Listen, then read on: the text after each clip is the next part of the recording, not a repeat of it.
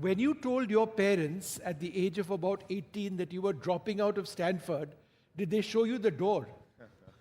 No, first, Yeah, it's on. firstly, it's wonderful to be here. Thanks for that generous introduction. So, no pressure for the rest of the session. But to answer your question, I think, although it's, on the outside in, it looks like a very, sort of cliche Silicon Valley story. We dropped out of college to start a company. Actually, before we took that step, Kaivalya and I, we were basically tinkering around for about a year. And, as kids, we loved coding, right? We used to build out small projects for fun. Yeah. Growing up. But, in the middle of COVID, we didn't really have much to do. We were supposed to go to California to study. Obviously, all of us got put back into Bombay in that first wave of the pandemic. And we didn't really see the value in online education. So, we took a call to, instead of wasting a year of that experience, let's just take a year off and just tinker around and build some interesting stuff. Most of our peers at the time at Stanford had internships at Goldman Sachs or Google. We didn't really have any of that lined up.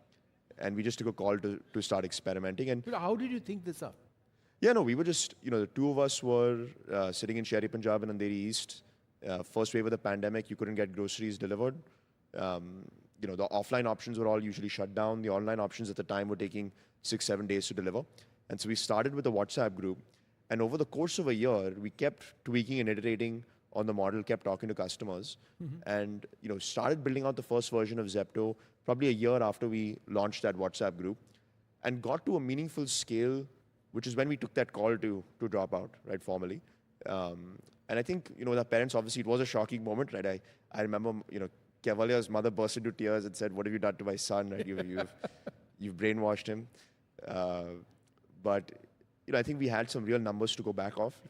We were doing at that time a few $1 million in revenue and growing fast, and we had just raised, or we were about to raise a large amount of capital.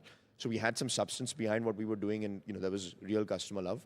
So we could take that that call based on data and not just sort of gut feel. I know the story is a little bit more exciting if it was just like a crazy idea, but at that time we had some numbers and we had some scale, and then we took the call. So at least our fathers were a little bit more comfortable with it when they saw the numbers. So yeah. So when you go to Kaivalya's mother now and say, "Ma'am, my valuation is $5 billion," what does she say? Go back to school?